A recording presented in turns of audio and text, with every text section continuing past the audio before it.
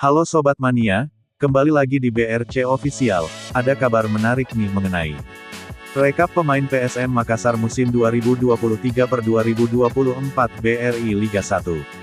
Top skor PSM Makassar Kenzo Nambu dengan 14 gol. Pemain asal Jepang ini muncul sebagai penyelamat PSM Makassar dalam urusan mencetak gol.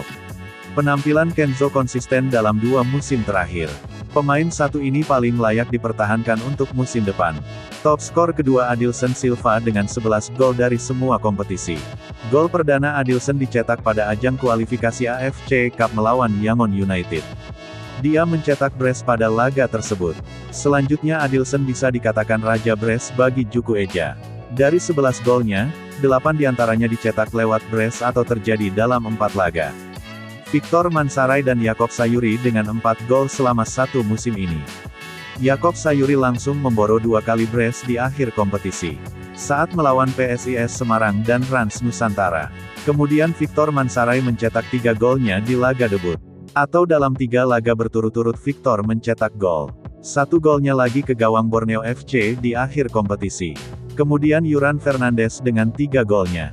Bek produktif ini memang spesialis tendangan penalti. Musim ini 2 golnya tercipta lewat skema sepak pojok atau sundulan.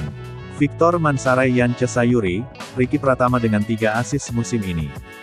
Victor lebih mengejutkan karena bisa berkontribusi 3 operan yang terjadi gol. Artinya adaptasi pemain ini memang cepat kepada skema bermain pelatih dan pemain. Selain itu, Ricky Pratama pemain termuda yang menjadi top assist Juku Eja. Pemain ini masih 21 tahun.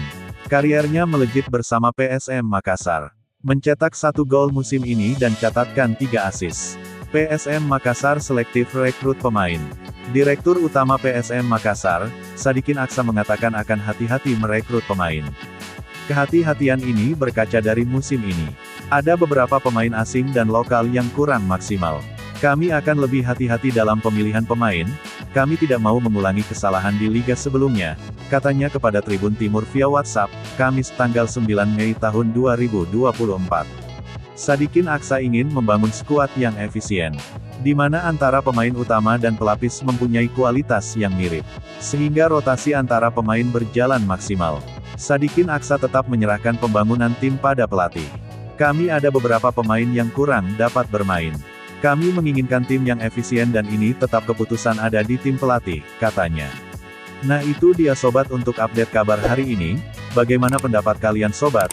Tulis pendapat kalian di kolom komentar ya sobat, dan jangan lupa like, komen dan subscribe.